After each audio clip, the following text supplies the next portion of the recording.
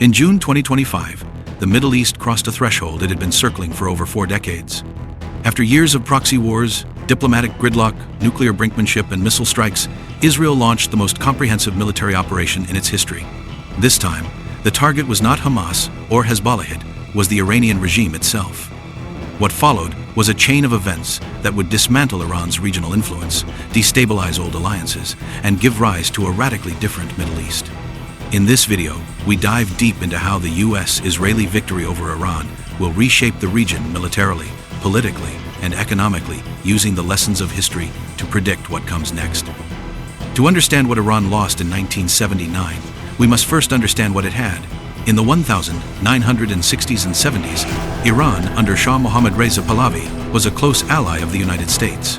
The CIA-backed 1953 coup that restored him to power secured Western oil interests and laid the groundwork for a modernizing autocracy. By 1977, Iran's economy was booming. It was one of the top 5 oil exporters in the world. Tehran was flush with Western investment, and the Shah's White Revolution aimed to modernize education, women's rights, and infrastructure. Western brands dotted the capital. The military was well equipped with American F-14 Tomcats, and Iran was seen as the regional bulwark against Soviet influence. But beneath the glitter of progress, political repression grew. Savak, the Shah's secret police, detained thousands. Discontent festered in seminaries and working-class neighborhoods. Then came the Ayatollah. In 1979, Ayatollah Khomeini, long exiled in Iraq and France, returned to Iran to overthrow the monarchy.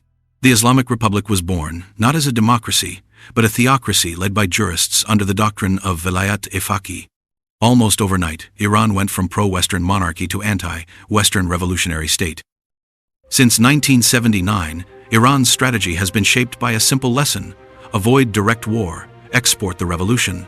The Islamic Republic armed proxies instead of fielding armies. It created Hezbollah after Israel's 1982 invasion of Lebanon. It supported Hamas after the First Intifada. It trained and funded Shia militias like Kataib Hezbollah and Asaib al-Haq in Iraq after the US invasion in 2003. It propped up Assad's regime in Syria, sent drones to the Houthis in Yemen, and maintained ties to the Taliban during the US war in Afghanistan.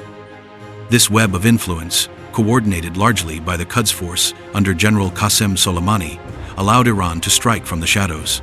The US embassy bombing in Beirut, 1983, the Khobar Towers bombing, 1996, and countless rocket attacks on US bases in Iraq were linked to Tehran, but seldom answered directly. Even after Soleimani's death in a 2020 US drone strike, the strategy remained intact. Stretch enemies thin, escalate slowly, and never provide a clear casus belli. By mid-2025, things had changed.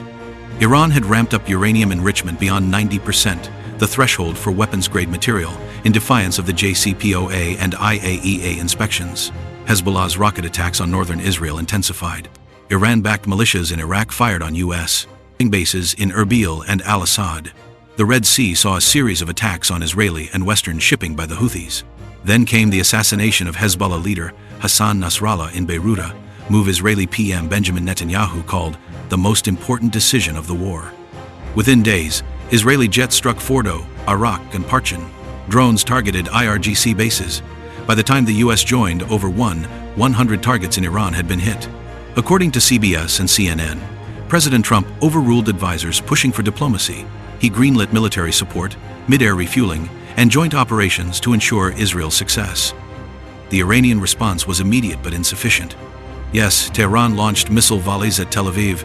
A Hermes 900 drone was shot down over Isfahan. IRGC units mined the Strait of Hormuz, briefly halting global shipping. Oil soared to $390 a barrel. But within 10 days, Iranian command and control systems began to fracture. Then, unexpectedly, the domestic front cracked. University students in Tehran began mass protests. Bazaar merchants shut their doors. In Kurdish cities, protesters clashed with police. In Mashhad and Qom, traditionally conservative centers, crowds chanted death to the dictator. Army generals refused to deploy against civilians. Air Force officers reportedly contacted U.S. officials to discuss transitional arrangements. The fall of the Islamic Republic didn't come with a mushroom cloud. It came with Silencian, exhausted regime, its leaders either dead or fleeing, unable to maintain order. History shows us that collapsed regimes rarely lead to smooth transitions. Post-Saddam Iraq, post-Gaddafi Libya, and even post-Mubarak Egypt remind us that power vacuums are dangerous. But Iran is not Iraq. It has a strong national identity, educated population, and a sizable diaspora. Exiled politicians and technocrats are already proposing transitional frameworks. Cities are electing local councils. The military, notably the Artesh National Army, is stepping in to provide stability, not unlike what happened in post-Franco Spain. Israel, meanwhile, faces a historic opportunity. Without Iran's backing, Hezbollah crumbles. Hamas loses its primary sponsor.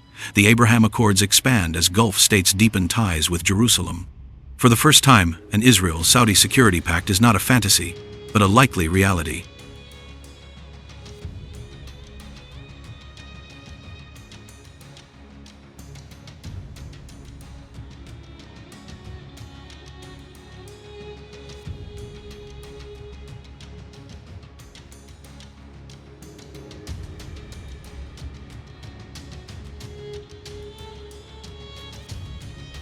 Beijing and Moscow reacted cautiously.